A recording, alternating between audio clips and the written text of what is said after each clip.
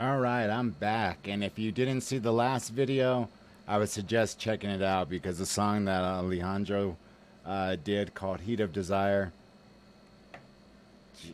12, easily. I know everybody always does that, scale 1 to 10.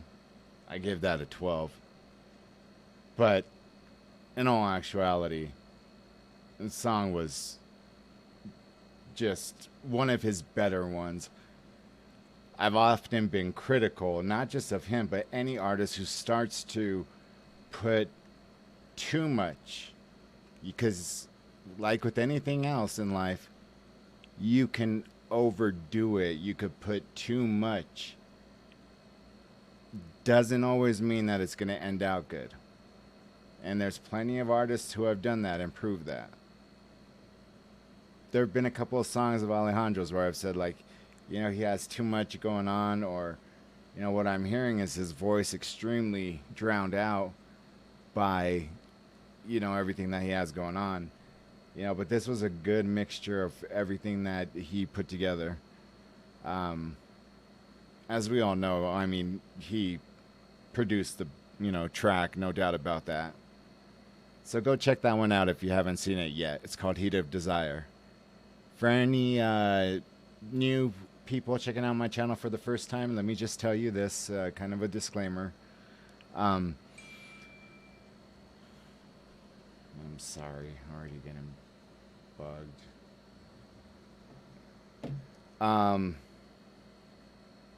So, all my videos up until now have always been on my YouTube Premium. However, what I do for a living is I'm an actor. You haven't seen me in anything yet, but I will be doing. I just finished wrapping my first feature film. I also just finished 2 commercials for YouTube. Now, as the talent, we acted out, but we don't get to see the final product until everyone else sees it. I requested it from the producers. They're like, oh, the clients, they'll usually release it, rather quickly. And so please forgive me for any interruptions in anything that I present. Like I said, it's never happened before because I had no reason to, be watching commercials. As soon as I catch it, right back to premium I go. So just kind of, tolerate that for a little bit because it's normally not like that.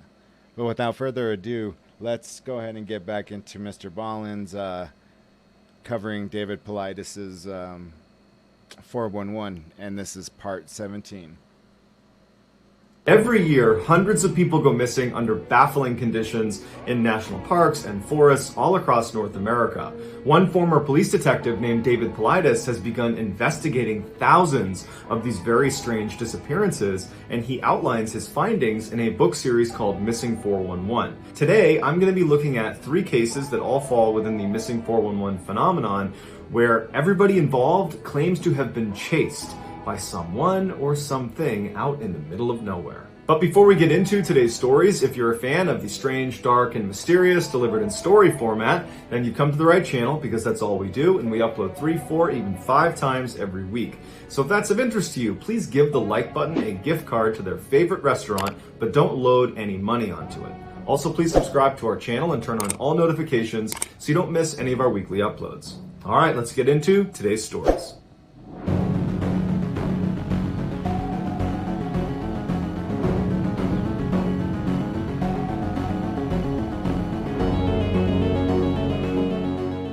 In 1989, 22-year-old Eloise Lindsay was a fresh college graduate, and she was at a crossroads in her life because even though she just earned her degree, she really didn't know what she wanted to do with her life. And because she was an experienced backpacker, she thought a good way to, kind of get her life together would be to go on a sort of retreat, go out into the woods, go out into nature, and kind of find herself. So she had planned this very detailed 43.3 mile hike along the Appalachian Trail, starting in South Carolina, where the first 7 days of the hike she would be totally on her own, and then at the 7-day mark she would meet up with a friend at a particular rendezvous point. Her friend would give her resupplies and would be her companion for the rest of the hike. When Eloise told her parents what her plans were, they were not concerned for her safety because she was an experienced backpacker. She had made trips like this before. And so they said, great, we'll see you when you get back. So on November 4th, Eloise sets out to begin her journey down the Appalachian Trail.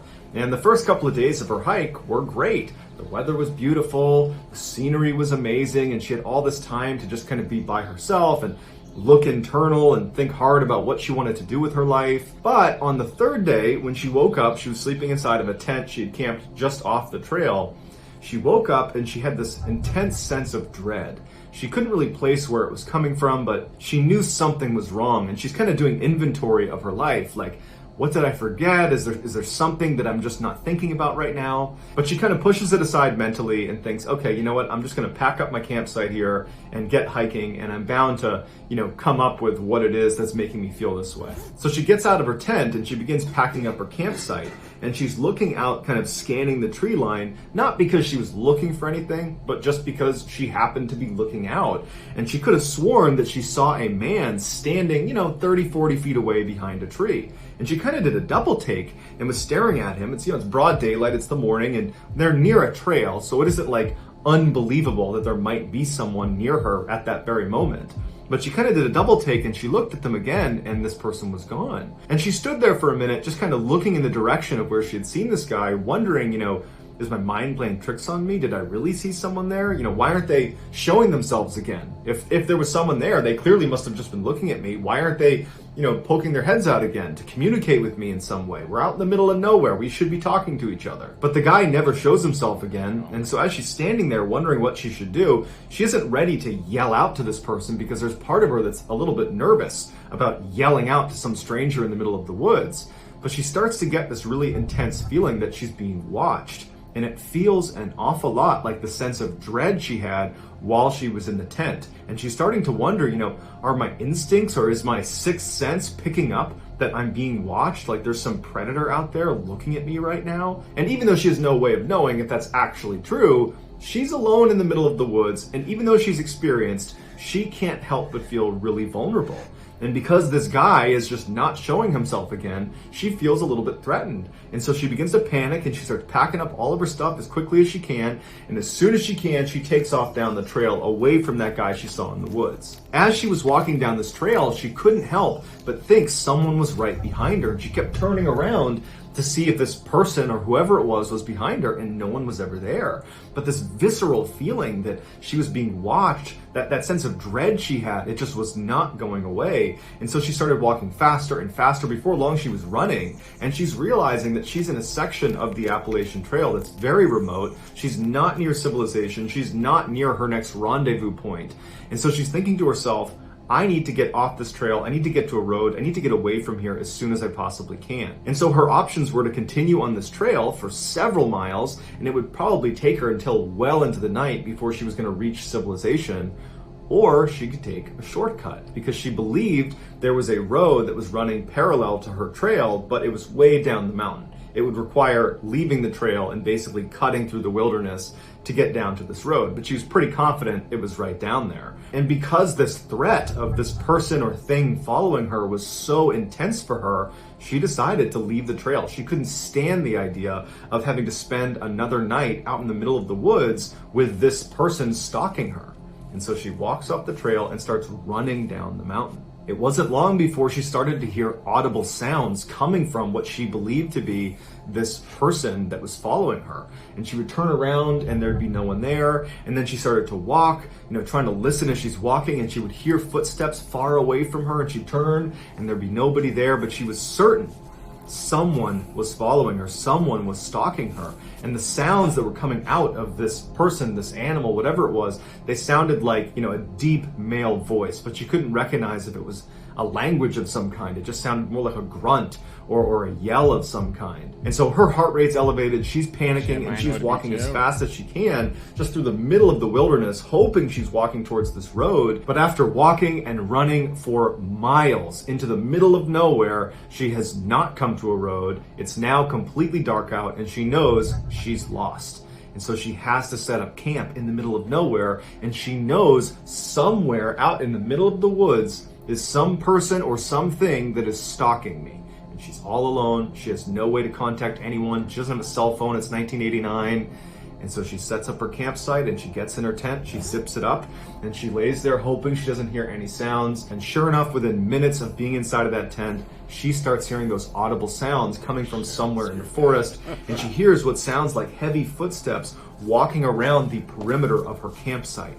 All night long, she hears this. But luckily, they don't come up right to her tent. So there's some separation between her and whatever is making these sounds. And then finally, the sun comes up. She is out of that tent, packs it up, and continues running in the direction she hopes is the road. And of course, all day long, she has that sense that someone is watching her. She's hearing footsteps coming from behind her. She would turn, she doesn't see anything. She would hear that audible grunting sound, that low voice coming from somewhere behind her. But again, she would never see whoever it was or whatever it was that was making the sound.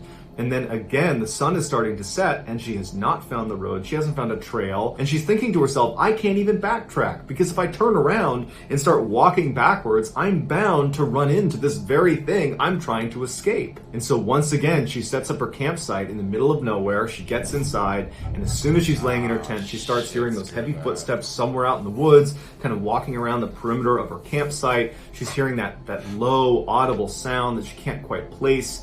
And at some point she falls asleep. She gets up the next morning. She jumps out of her tent, packs it up, and starts running, hopefully in the direction that will bring her to civilization. A couple days later, when Eloise was supposed to meet her friend on the trail at the 7-day mark, and they were gonna finish the hike together, well, Eloise doesn't show up. But after several hours, when Eloise did not show up, her friend left the trail and contacted authorities and filed a missing person report. And the police would launch this massive search for Eloise along the stretch of the Appalachian Trail where she had said she would be. And for the next 14 days, hundreds of police and volunteers and helicopters are scouring this area, and there's no sign of Eloise. And so after 14 days from the time her friend filed the missing person report, the police had to turn the search off, and they say, look, we can't find her. 2 days after the search was terminated, so 23 days after Eloise had initially set off for her trek through the Appalachian Trail, a hunter that was out in the middle of nowhere near the Appalachian Trail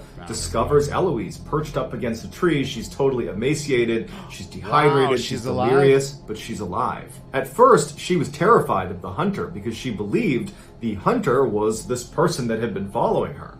But when she realized he was there to help, she went with him. She was brought back and brought to a hospital, and she was checked out. And besides being dehydrated and, emaciated, she was okay. And she would detail in multiple interviews and in her official statement that she had been chased for the past almost 3 weeks in the middle of the woods, and she doesn't know who it was or why they were chasing her. And then interestingly, she said right before she was found, so a couple of days before this hunter finds her, this person, this thing, whatever it was that was following her, got so close to her a couple different times that she was so scared she ditched her backpack that contained all of her life-saving equipment, like her sleeping bag and her tent, and it had some food and water in there. She ditched that so she could be lighter, so she could run faster away from this thing that is chasing her in the woods. So you gotta figure, you gotta be at such a high level of fear that you're prepared to ditch the one thing you really require to survive out in the wilderness, which was her pack full of supplies. And then after she's ditched her pack and she's run for some distance, she's got no supplies, no food, no water,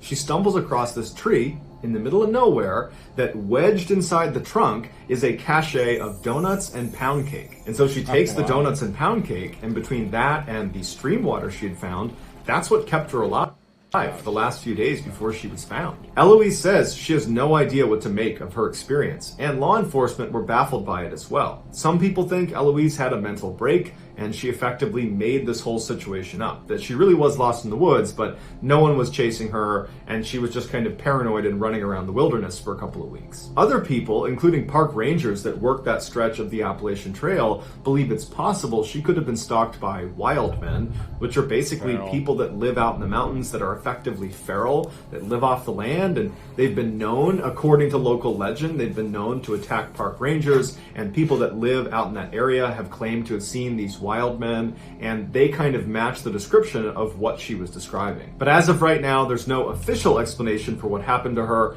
other than she got lost and was found again. Everybody loves pizza. And at Paestro, we're creating the future of pizza. Not it. On June 7th, 1951, two families from Santa Fe, New Mexico met up at the Santa Fe ski basin to have a picnic together and to enjoy the mountain air. During the summer months when there's no snow on the ground, the Santa Fe ski basin is a very popular location for hikers because the terrain is very rugged, and if you get up to the top of the basin, there's these incredible views overlooking the valley. But on this day, the two families decided they wanted to have a picnic at the base of the basin, basically looking up the mountain. As the parents were setting up the picnic site, the kids started playing together, and that was Larry and Janet McGee, who were brother and sister aged 7 and 5 respectively, and Stephen Cross, who was 3 years old. After they finished setting up their picnic site, they look around and realize the kids are gone, and they're thinking, we just saw them like 2 minutes ago, so they can't have gone very far. And so they start looking around for their kids, and they can't find them. They're yelling out for them, and they're starting to get a little bit more worried, and they start branching out farther and farther, and they realize the only other place they could have gone is up into the woods, which are very steep and very rugged. So they're thinking, well, they can't have gone into the mountains. That would be impossible for these young kids to get very far, and they aren't responding to our calls. It's possible they could have been abducted.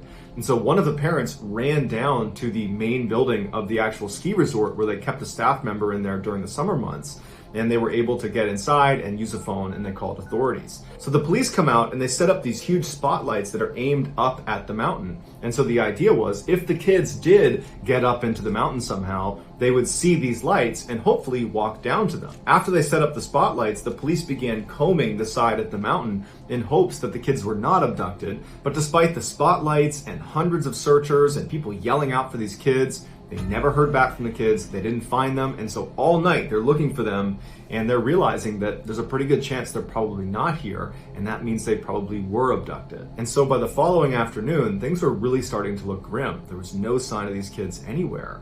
And that's when a searcher who was way outside of the primary search area, they were about 3.5 miles away, thousands of feet up in elevation. They're up there and they're looking around and they're getting ready to leave when they see something out of the corner of their eye that looks like a person. They turn around and one of the kids is poking their head up from behind a log. And the searchers run over to them. I would admit, even though that's my agenda to go out, searching for, these missing kids, something about it, if I just seen a kid pop its head up and then go back down real quick, I would probably go into chick mode and run like none other. And I'm not saying, ladies, that you're easily frightened, but trust me, I would go into the mode that some women are frightened at. That's fun. And sure enough, the 3 kids were actually inside of this downed log, and they were all okay. As the searchers are picking them up and calling this in, they're thinking to themselves, how in the world did these kids get so far away? Once the children were brought back down to the search headquarters and were reunited with their parents and were checked out by a doctor who said, yep, they're a little dehydrated, but they're okay. After all that was done, the police asked them the question that everybody was thinking, how did you get where you were found? And Larry, the oldest of the group, he was 7 years old. It took him a minute, but eventually he said, they were playing around the picnic area and they went just barely into the tree line when all of a sudden a bear came out from behind a tree and began chasing them. And the 3 of them ran 3.5 miles up a mountain to find this log, which they jumped inside of, and they hid inside of this log from this bear, which apparently was patrolling the area looking for them. And in addition to this bear that was apparently walking around the area looking for them, Larry said they were especially scared of the gorilla that was walking around the area looking for them as well. Now, it's easy to discount Larry and the kid's story because you could say, okay, well, the gorilla they saw was actually just a searcher looking for them. except there was no one in that area looking for the kids near that log until right before they were found. It was kind of like a last-ditch effort to push outside the boundaries of the main search area. It was just kind of a miracle they actually located them. And Larry and the kids were saying this gorilla and this bear were looking for them on the first day and first night they were out there. So there were no searchers out there at that time. As for the bear, there have been bear sightings in the Santa Fe ski basin, although it is fairly rare. But if it was a bear that was chasing these kids, it would have caught them. A bear is not gonna not be able to catch 3 small children running uphill. So either there wasn't a bear, or it was some other animal that might have resembled a bear. But what type of an animal would chase 3 small children who are very vulnerable 3.5 miles up a mountain only to abandon them? But even if we say, you know what, there's no way the bear and the gorilla had anything to do with this, this is just kids who got lost and they wound up in the woods and they were found, and that's it. Fine, but I have a 3-year-old and a 4-year-old, and I can tell you right now, there's no way they could cover a 3.5 mile distance uphill in really rugged mountainous terrain in a 24-hour cycle. There's no way. Without help, that's not possible. I would say the only caveat to that would be if my children were fearful for their lives, in which case adrenaline would kick in and they probably could cover that distance in a 24-hour period. That certainly lends credibility to the idea that Larry, Janet, and Steve were in fact running for their lives, and they had that adrenaline kick, and that's how they were able to cover that distance. But were they really running from a bear or a gorilla? We don't know, and there's been no further investigation into this case, and I think that's because the kids were found alive. The parents, the police, they're happy, and everybody moved on. What do you want? Want a job that I don't hate.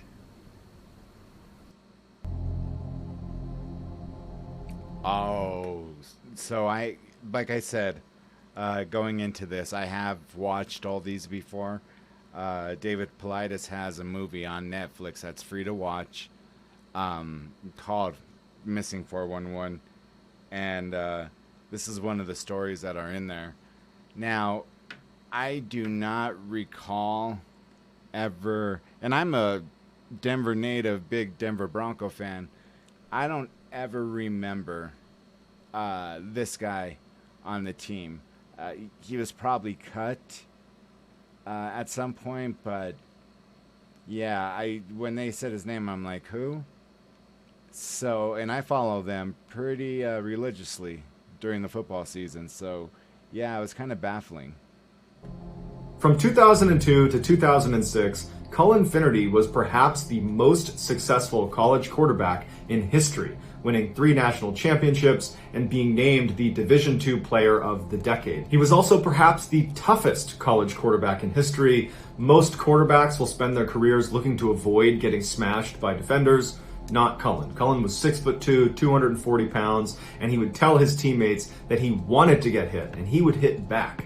And his coaches hated it about him, but his teammates loved this about him. Cullen was also famous for playing through injuries. His junior year in college, he broke his collarbone, and he didn't tell anyone, and he played through an entire playoff series that he won. After college, Cullen's professional football career was not nearly as successful as his amateur one. He played briefly for 2 NFL football teams, the Baltimore Ravens and the Denver Broncos, but when he wasn't getting any playing time and he just could see the writing on the wall that this was not going to be a match, he was not going to make it in the NFL, he left for Europe to play in a European football league. But when his European football career started to sputter out as well around 2009, he came back to the United States where he joined a very small-time indoor arena football league. And while Cullen's love of football was still there as much as it ever was, he knew at this point, playing at this low of a level, that his career was effectively over. Around the same time that Cullen was hanging up his football cleats, he would meet Jennifer, who would become his wife. She was an all-state volleyball player and in many ways was just as competitive and as athletic as Cullen was. They were kind of like a perfect match for each other. They married in 2010, and Cullen, this big man, big-time quarterback, was shaking and crying at the altar because he was so nervous and excited about marrying Jennifer. Because I think this was a really big turning point for him, where he was basically putting football in the past and starting this new life and building a family with Jennifer, and he was really excited about it. The newlywed couple moved into a house together in Michigan where they had 2 kids, and Cullen landed a good job in medical sales, and by all accounts, Cullen was just hitting his stride post-football. On Memorial Day weekend in 2013, Jennifer's family was planning this 3-day fishing trip along the Baldwin River in Michigan, and the Finnertys decided they would join them. And so Cullen and his wife and kids, they rented a cabin that was going to be near the campsite that Jennifer's family was staying at, and for the entire weekend, it was just this great fishing trip where everybody had a great time, and the weather was beautiful. And on May 26th, so the last night of this 3-day fishing trip, Cullen, who had recently purchased this pontoon boat that they had used for this fishing trip, he wanted to just go out one more time on his boat, this boat that he was really proud of, and fish for another 30-45 minutes before ending the weekend. So Cullen put on his waders and his jacket, he grabbed his fishing pole, and he had his family drive him to the stairs that led down to the water where his pontoon boat was. Before he walked down the steps, he turned and told his family that he'd be out for about 30 to 45 minutes and that he wanted to be picked up at the next boat ramp down the way and that he would call when he needed a ride. 42 minutes later at 9:27 p.m., Jennifer receives a phone call from her husband, and she's expecting it to be the call where he says, "Okay, I'm ready to get picked up." But when she answers the phone, Cullen is frantic, and he's telling her that he's being followed by 2 men in the tree line, that he's out on the water on his pontoon, but there are 2 men in the tree line that he can't see, but he can hear them, and they've been following him for some time. And before Jennifer can even get a word out, Cullen says to her that he's going to beach the boat and take his clothes off, and then he hangs up. Jennifer immediately tries calling Cullen back repeatedly, but he's not picking up, and so she's left feeling totally confused about what her husband has just told her. But what stood out to her was how scared he sounded on the phone. And fear was not something she typically associated with Cullen. This beast of a man, this tough football player, he didn't get scared. So for him to be that scared sounding and to be describing people basically stalking him, she knew he was in serious trouble. So she calls 911 and she describes where he is in the Baldwin River, and the police take her report and say, "We'll send someone out right away." After Jennifer got off the phone with police, she called her family and told them about this really strange phone call from Cullen and how she had just called the police and she didn't know what to do. And so her brother tried calling Cullen, and Cullen answered. And when he did, Matt said, "Hey Cullen, where are you?" And Cullen would say, "I don't know where I am, but there's these 2 guys that are still following me." And Matt would say, "Are you still on your boat? Are you on land?" And all Cullen said is, "It's getting pretty rough out here." And then he hung up. Afterwards, Matt would call Jen and he would tell her about this phone call with Cullen, and it really didn't add any clarity to the situation. And so Jen and her family decide the best thing they can do is go to the boat ramp where Cullen had said he wanted to be picked up, in hopes that maybe he would make his way there and they would find him. So Jennifer and her family head out to this location, and Cullen's not there. They get out, they're yelling for him.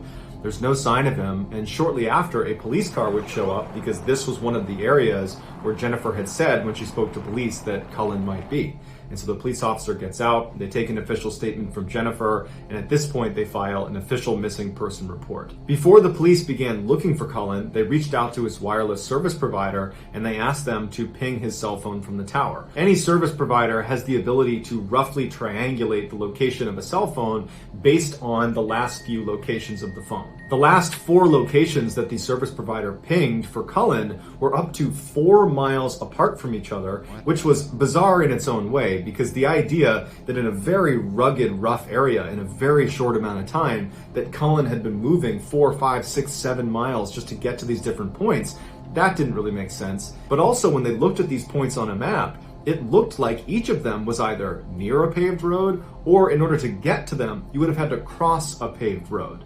And so they're thinking to themselves, why does he keep moving point to point if at any one of these locations he's near relative safety? But as strange as these 4 locations were, the police now had a really solid starting point. So they dispatched people to each of these points, and they began combing along the river where he had last been seen. And within an hour, they discovered his boat. It was a little ways down from where he had been dropped off. It was missing an oar, and it was basically beached on the side of the river. It wasn't clear if it had been intentionally beached, but Cullen wasn't in it, and when they searched around the area, they couldn't find any sign that Cullen was in the area. They were yelling for him. He wasn't yelling back. Interestingly, a man who owned property near where the pontoon boat was found reported to police hearing screaming or yelling coming from the area where the boat was found around the same time that Cullen went missing. But despite this piece of information, it didn't actually help them discover where Cullen actually went. For the next 48 hours, police and hundreds of people searched in the areas where his cell phone had pinged and along the river where his pontoon had been found, but there was no sign of him. Then, on the evening of May 28th, approximately 48 hours after Cullen had gone missing, they discovered his body. It was located less than a half mile away from a paved road, and it was situated in between those 4 points that the cell phone provider had given. He was laying completely face down with his right arm under his body and his left arm over his head, clutching some grass. When they rolled him over, he had some blood coming out of his nose, but besides that, there was no significant trauma anywhere on his body. Cullen appeared to be wearing all of his clothes. However, it was noted that the strap on his waders was really badly twisted. Now, if he had never taken his clothes off, that would have been something he would have fixed. It would have been very uncomfortable when he started this trip to go fishing. That would have been something he would have fixed. Now, he said to his wife on the phone that he was going to be taking his clothes off, which there was no explanation for that, but he clearly said that to his wife, and she reported that to police. And so some have speculated that between that phone call and finding him with the twisted strap in his waders, that indicates that perhaps his clothes did come off at some point over the past couple of days and were put back on again, either by him or by someone else. His cell phone had also been found in his front pocket, indicating that those cell phone pings had been his actual location. Initially, Cullen's autopsy was completely inconclusive. There was no trauma to his body. There was no obvious thing that killed him. But later on, it was determined he died of pneumonia caused by inhaling his own vomit. So we don't know how you get to a place where you're inhaling your own vomit, but I would imagine you're in a pretty panicked state of mind if that could happen to you. Many people believe Cullen's death was the result of a traumatic brain injury caused by all the years of playing football and getting hit in the head. And so that can lead to paranoia. And so perhaps this was a fit of paranoia. He got turned around, he got scared, he thought somebody was chasing him. And then, he vomits and inhales his vomit, and that ultimately kills him. And in 2011, Cullen had briefly shown signs of being a little bit paranoid when one day he thought someone was following him, and he actually went to a family member's house and said, "I think someone's following me." But he could never identify where this person was or who they were. But even if this was a fit of paranoia and no one was following him in the woods, well, why didn't he stop on the paved road every time he crossed it? Because that would have represented safety. I mean, in 2011, when he supposedly had another fit of paranoia, his instincts were to go to a family member and to seek help. And so you would think his instincts in this situation would be similar. He would seek help, he would seek safety, but he continuously left safety. He left the road. He left his boat. His boat was safety. Why did he leave his boat? And even if we turn this around and we say, no, it was not a fit of paranoia, that he was in fact being followed by someone or something in the woods, well then why would that prompt him to call his wife and say, I'm going to get out of the boat and take my clothes off, and then proceed to walk 4, 5, 6, 7 miles in a very short period of time, crossing over a paved road at least 1 or 2 times and not stopping, not signaling for help? That doesn't make sense either. And what was that screaming that resident heard coming from the area where the pontoon boat was found? Unfortunately, there are many questions in this case, and the vast majority of them will go unanswered. So that's gonna do it, guys. If you found the secret in today's episode, let us know in the comments what it is and where you found it. So give us the timestamp, and the first one to do that will pin you at the top of the comments section. If you enjoyed today's video and you haven't done this already, please give the like button a gift card to their favorite restaurant, but don't put any money on it. Also, please subscribe to our channel and turn on all notifications so you don't miss any of our weekly 3, 4, even 5 video uploads. Now that he's gained such a huge, subscription account or subscriber account, he probably does a video once every week, once every 2 weeks. When he first started out, yeah, they were just coming out left and right. So instead of breaking this up into, a separate video, we'll go on to part 18. There is one of the most intriguing ones, and I don't know which part it is, but it left a profound effect on me. At Lovesac, we design furniture for life. Real life. Messy life. Every year, hundreds of people go missing under baffling conditions in the woods of North America. I'm talking about people that are right in front of someone and then in an instant they're just gone and they're never found again. Or in some cases they are found again, but they're in places that are impossible to access. One former police detective named David Politis has investigated thousands of these strange disappearances, and he documents what he finds in his incredible book series called Missing 411. Today, we're going to look at 3 of his strangest Missing 411 cases. But before we get into today's stories, if you're a fan of the strange, dark, and mysterious delivered in story format, top of the ride, go ahead and manually turn on.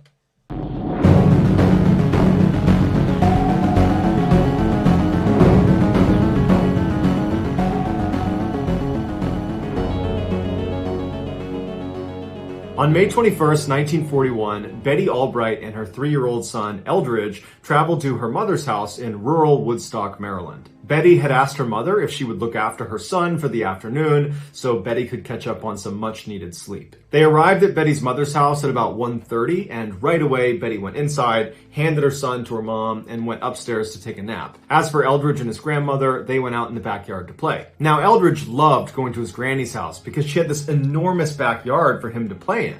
If you were standing on her back porch looking out, it would be 250 meters of just open grass for him to run around in, and it butted up against this huge forest. And in the middle of her property, looking straight out at the forest, there was this 3-meter gap in the trees that if you walked through it, it would bring you down to this creek bed that was seasonal, and there was very rarely any water running through it. From the porch, anyone that was standing in this creek bed, you could clearly see. And so Eldridge was allowed to play in the creek bed, so long as he didn't go right or left in the creek, which would put him out of view from anybody on the porch. And so this particular day, when Eldridge and his grandmother went outside, Eldridge wanted to go play in the creek bed. So he immediately starts running across the yard towards it, along with his grandmother's 3 dogs. As for his grandmother, she just didn't have it in her to go all the way down to the creek bed, so she decided she would just sit on the porch and read a book and keep her eye on Eldridge. She remembers watching her grandson go all the way across the yard, get to the break in the trees, and then step down into the creek bed where he began goofing around with the dogs and throwing rocks and having a good time, clearly in view. And for the next 5-10 minutes, she just stared directly at her grandson and the dogs. And at some point, she picked up the book next to her and she began reading the book and then periodically looking up to check on her grandson and then back down to the book. At about 2 p.m., she was looking down at her book when she heard her grandson yell out for help. That really is a deliberate action of kidnapping or abduction of any sort. Making sure that, an elder is watching over this child from a distance, and the moment they put their head down to concentrate on something else for mere seconds, there's your window, grab it, you're out. That's intelligible. And whatever's taking these kids and these adults, I mean, I have my guess, but many might not agree, so I'll just kind of keep that to myself for now. Now, 3-year-olds yell out for help all the time. Sometimes it's a big deal, and sometimes it's not such a big deal. But oftentimes, the sound of their voice gives away how serious it is. No matter what they say, it's like their tone gives away, should I take this seriously, or is this just a kid being a 3-year-old? And she would say that the way he was yelling sounded like a real emergency. When she poked her head up, even though she had seen him, less than a minute ago playing in the gap in the trees, now she's looking and he and the dogs are gone. And so, of course, she's alarmed. She hops out of her seat, she goes down the steps, and she starts walking across the yard towards Eldridge. And she's yelling his name and she's walking quickly. When she got about halfway across the yard, she heard Eldridge yell out again, except this time his voice was coming from way off in the forest, way farther away from the last time he had yelled out. It gave the impression to her that he had moved a great distance from the last time he yelled to her, and it triggered something inside of her that was telling her something is terribly wrong. And she began running towards the creek bed. Still no sign of the dogs. She can't see anything. She's just running towards the creek bed. When she gets about 10 meters away from the break in the trees, she hears her grandson yell out for a 3rd time, barely audible, way off in the forest. He yells out for help, and as he's yelling, it sounds like someone has stifled him and covered his mouth mid-yell. So she runs through the break in the trees down to the creek bed where she stops, and she looks out in front of her, and it's just dense forest, and there's no Eldridge, there's no dogs, there's nothing. She looks to her right down the creek bed, and there's nothing down there, and then she looks to her left, and one of her dogs is in the creek bed, maybe 10 meters away, facing away from her, and the dog is positioned in such a way that it's clearly looking at something. And so she runs down to the dog, thinking she's going to see maybe Eldridge or the other dogs, but there's nothing beyond the dog. The dog is just rooted to the spot. Its hair is raised, it's growling, and it's taking little steps back, like it's been spooked at whatever it's seen or whatever it's looking at. And she just looked up and tried to look in the direction the dog was looking, but there was nothing. It was just forest. And so at this point, she felt certain that someone must have abducted Eldridge. And so she turns, she tries to pull the dog to come with her, but the dog's not budging. And so she runs back to the house to wake up Eldridge's mother. The two of them come back down to the creek bed. The dog is still in the same position, growling and staring in the same direction, as if whatever it's looking at hasn't gone anywhere. And they look for a couple more minutes. They're yelling for Eldridge, and the grandmother is telling her daughter, look, I think he's been abducted. We gotta call the authorities. And finally she relents, and so they do manage to get the dog. They run back to the house and they call the police. Shortly thereafter, the state police showed up with this huge contingent of searchers, and they immediately went down to the creek bed where they started pushing predominantly to the left side, which is where the dog was angled, and it was also where the grandmother had heard her grandson yelling from. And very quickly, police discover some of Eldridge's footprints about 50 meters down on the left side of the creek bed. They were in some sand right at the edge, and they were walking away as if he was leaving the area he had been told to stay in, which was in that gap in the trees. But interestingly, the footprints, it looked like he had been walking for maybe 20 or 30 meters when inexplicably the prints just stop, as if he stopped in the sand where he was. But had he gone right, left, straight, turned around, had he gone in any direction, there would have been additional prints in the sand, but there wasn't, which gave the impression that was where someone must have lifted him up and kidnapped him. But they never found any prints connected to a kidnapper. For the rest of the day and that night, they would not find any more signs of Eldridge or the other two missing dogs. The next day, about 24 hours after Eldridge had gone missing, there were a number of search crews that had gone well outside of the primary search area in hopes of maybe finding one of the two lost dogs, because they thought maybe they could bring them to the lost child. And this one crew that was 4 miles away from where Eldridge had gone missing, they were walking past a swamp when one of them heard what sounded like a child whimpering, and it was coming from inside the swamp. And so immediately they turn and start walking into the swamp, which had fairly deep water, and they get to this clearing and they see there's this rocky overhang with high grass all around it, kind of forming like a cave. And they hear this whimpering again, and it's coming from underneath that rock. And they rush over and they're pulling the grass aside, and sure enough, tucked underneath this rock, inside of this kind of makeshift cave, is Eldridge. He was laying on this really well-constructed bed of leaves that looked like an animal's den. So either Eldridge had found an animal's den, or he had built himself this beautiful bed of leaves. When they approached him, he was sleeping underneath this rock, and so that whimpering sound he was making, he must have been making in his sleep. And so as they got closer to him, he woke up and he kind of sat up, and he's very groggy and confused. You know, all of his clothes were really badly torn up, and he wasn't wearing any shoes, but he overall seemed okay. He just was very confused seeming. And so they scooped him up and they brought him back to search headquarters, reunited him with his mother and his grandmother, and everyone's just so relieved that he's alive. But at the same time, people were like, how did he get 4 miles away in the middle of a swamp? And so after the doctor cleared him, saying he was okay, besides some scratches and bruises, the police, along with the mother and the grandmother, sat down with Eldridge and asked him, you know, what happened? But unfortunately, Eldridge appeared to not know this had even happened. He didn't even know he had spent 24 hours out in the middle of the woods by himself. It was like he had blacked the whole thing out. Because Eldridge was found alive and unharmed, the police did not continue to investigate this case. And so we don't know what caused him to suddenly be yelling for help and appear to be drifting farther and farther into the woods. We don't know what the dog saw in the creek that scared it so badly. We don't know how Eldridge moved 4 miles through a dense forest over multiple swamps, only to wind up in yet another swamp inside of a cave. Although the police came out and said Eldridge must have just wandered off on his own, basically everybody involved in this case believes someone or something abducted him. It's just very fortunate he was found alive. Unfortunately, there's no clarification about what happened to the other 2 dogs, although the way it's worded in the story, it does sound like they were never found. Why do I care so much what people think about me? I think I'm gay.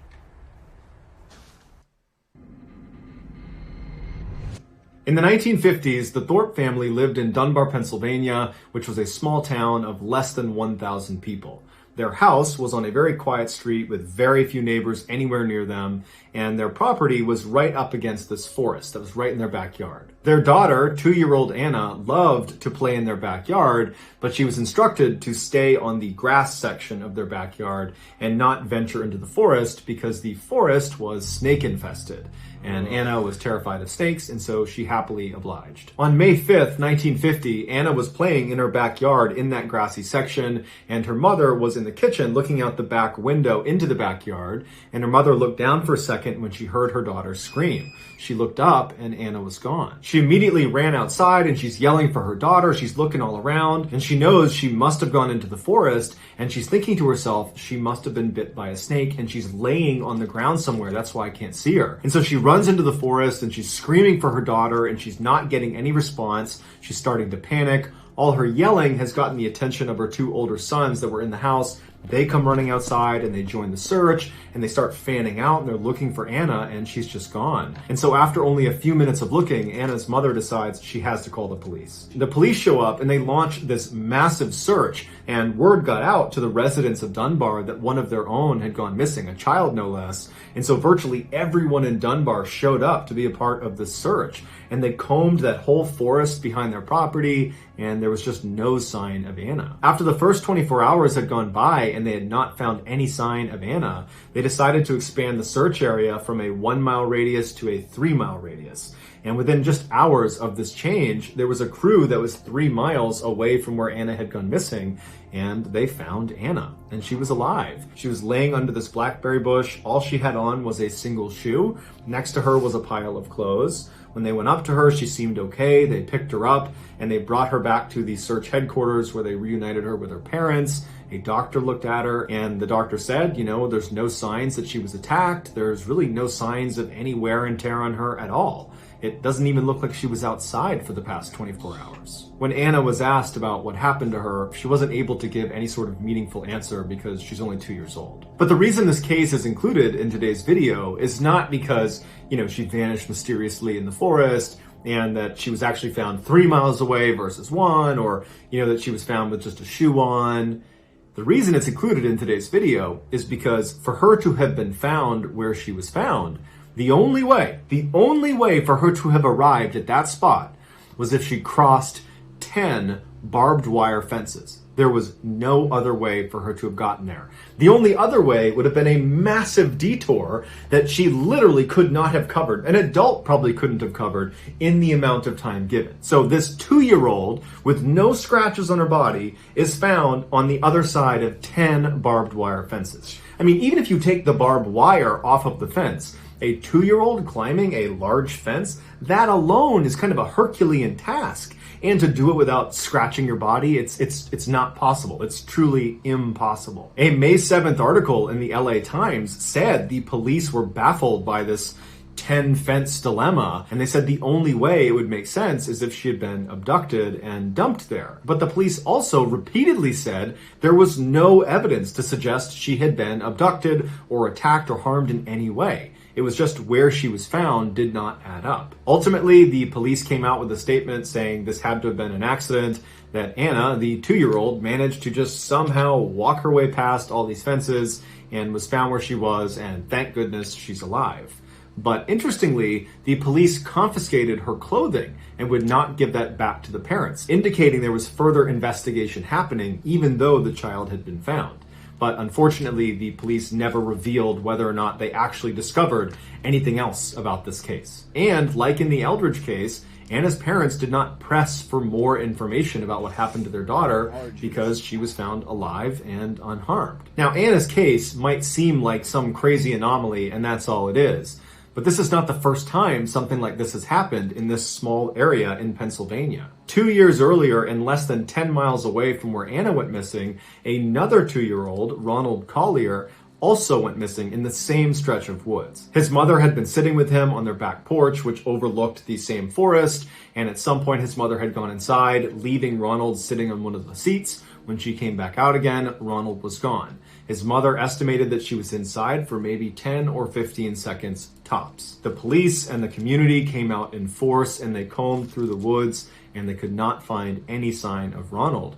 And the police got really frustrated with Ronald's parents because they felt like this is impossible. How could this child not turn up considering the timeline you've given us, which is you went inside for 10, 15 seconds and your son is now completely gone. He's completely vanished. Like, you must have something to do with this. And so the police made Ronald's parents take polygraph tests, and his parents passed all of them. The search for Ronald continued for several weeks, but unfortunately it was ultimately terminated and they never found him. People in the area believe someone or something, maybe a bear or some other animal, was lurking in the tree line and watching Ronald. And as soon as his mother went in the house, they ran up and snatched the child and ran away with him. However, the police came out and said there was no evidence to back up that this child had been kidnapped, that what's far more likely is Ronald just got up and walked away and disappeared. However, 2 years later, when Anna's case happened, these similarities between her case and Ronald's case were just too much for locals to overlook.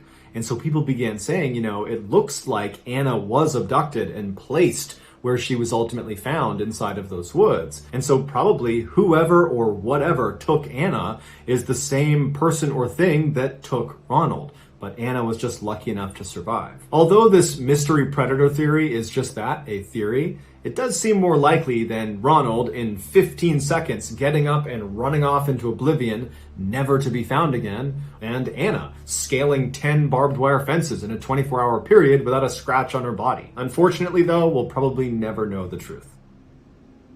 What can I say? We got lightning in a bottle. Make a different movie. And if I don't want to make a different movie? I hate this mouse. Although this mystery predator theory is just that, running off into oblivion in a 24-hour period. In September of 2004, 49-year-old Robert Springfield, along with his 2 teenage sons, left their home in Wyoming, bound for the Bighorn Mountains in Montana. They were planning to do some elk hunting on the Crow Reservation, which is the homeland of the Crow tribe, and Robert and his family were members of the Crow Reservation and therefore had the rights to hunt on that land. The specific spot the boys were going to be hunting was Black Canyon, a particularly steep and rugged area. But Robert was well equipped for this type of environment because he had previously served in the United States Marine Corps in their Special Operations Unit, which would have meant he would have received a very high level of outdoor survival training, which is perfect for living up in the mountains. Robert's sons had apparently learned a lot from him and were very competent outdoorsmen as well. They arrived at the reserve on September 19th and immediately headed out to do some bow and arrow hunting. Their plan was the 2 boys would break off from their father and head over to the edge of the canyon and attempt to drive elk down into the valley so their dad could take a shot at them. But late in the afternoon, the 2 teenage boys had not seen a single elk, and so it was getting to be time to head back to the prearranged meeting spot, and so they packed up their stuff and they headed there. The boys make it to the meeting area, and their father, Robert, is not there. So they sit down and they begin to wait. And an hour goes by, 2 hours goes by, 3 hours goes by, still no sign of their dad. They can't get in touch with him. They have no cell phone service. And so they're thinking to themselves, okay, worst case scenario, he got turned around and he'll have to spend the night out in the cold. But he's got warm winter clothes on. He knows what he's doing. He'll be fine.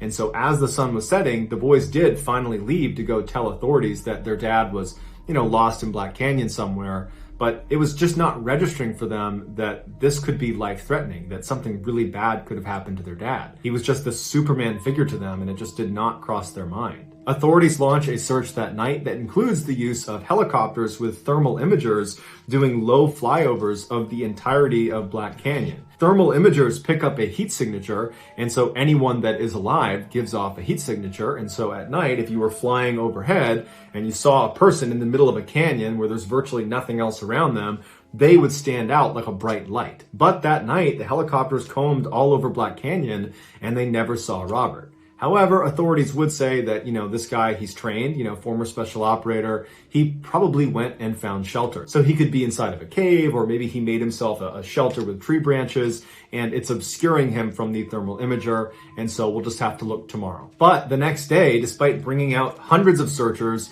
and bloodhounds and people on horseback and more helicopters and planes flying overhead, there was no sign of Robert.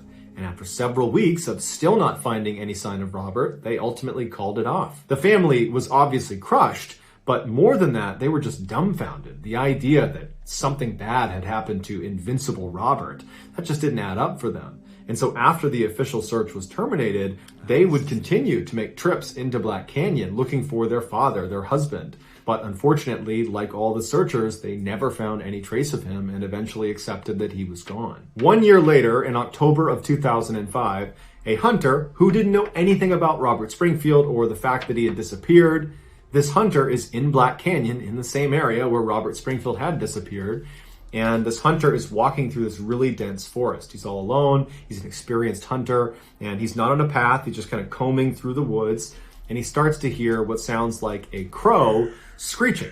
And at first, it doesn't really register with him. It's only in retrospect that he recalls this sequence of events. As he kept walking on, the screeching intensified to the point where he just could not ignore it. And so he stopped and turned to listen to this screeching crow that he couldn't see through the dense forest, but he could tell it was in that general direction. This hunter said as soon as he stopped, and he turned and began actively listening to this crow, he had this weird sensation that the crow was trying to actively communicate with him. It was a very strange experience. He had never had anything like it in his entire hunting career, and he spent lots of time outdoors.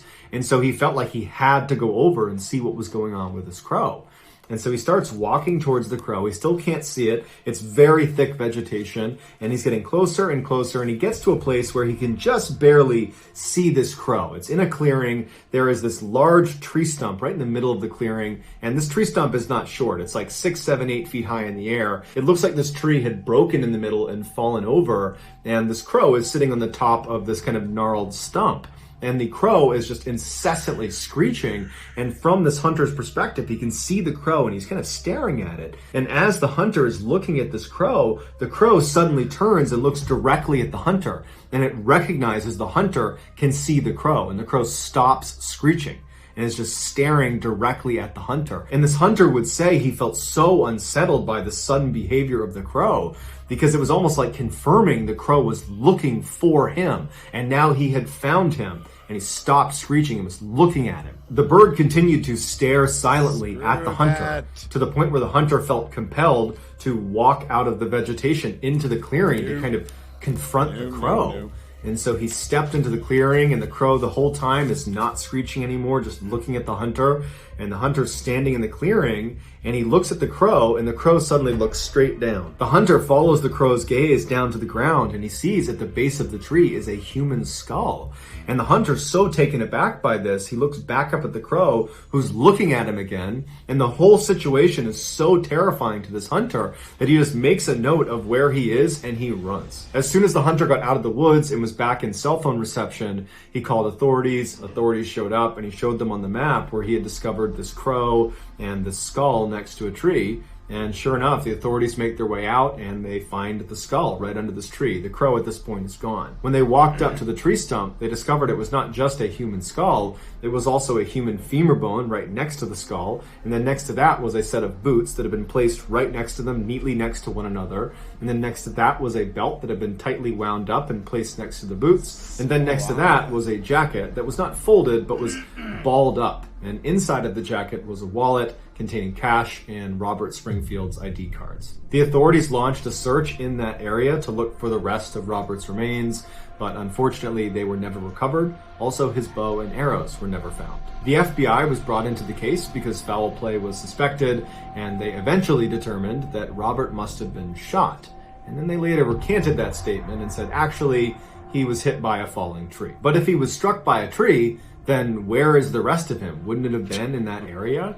And then why were all of his things neatly stacked? Certainly he wouldn't have done that after getting hit by a tree, so who neatly stacked his things after he was hit. And then also, where is his bow and arrows? But despite how improbable it sounds, that is the official theory, that he was hit by a falling tree. The family, along with many other people, believe he was attacked by someone or something up in those mountains. But if he had been attacked, his sons would have heard the struggle because they were in an area where sound carried really, really well. And if a person attacked him, why didn't they take the money out of his wallet? Also, where Robert's remains had been found was very close to where his original campsite had been with his two sons on the night he had gone missing. And so it was firmly located inside of the initial search grid, meaning had he been under a tree or been left for dead by some attacker in that area, he would have been found in those first couple of weeks that they were looking before the search was terminated. So the fact that he wasn't found means either hundreds of people didn't see him, including a helicopter with thermal imager, or he wasn't there until after the search was terminated. And if so, where was he? And perhaps the weirdest aspect of this entire case is the claim by this hunter that a crow apparently lured him over to this tree stump where he found Robert's remains. If you believe this hunter's story, and many, many people do, then do you really think it's a coincidence that all of this took place on Crow Reservation, home of the Crow tribe? I think not. But will we ever know the truth about what actually happened to Robert? I don't know. So that's going to do it, guys. If you found the secret in today's episode, baffling. I mean, especially the children who traverse these large distances, you know, and keep into account that, you know, you could say, okay, they were 11 miles away, but it doesn't mean 11 straight miles. It means, you know, they could have climbed up 5,000 feet, climbed back down 285 feet, walked another 5,280 feet. I mean, that's a lot of walking. And like he said, with 10 barbed wire fences, and for her to not have a single scratch is just perplexing. I mean, gosh, I wish they had like more trail cameras out there or something.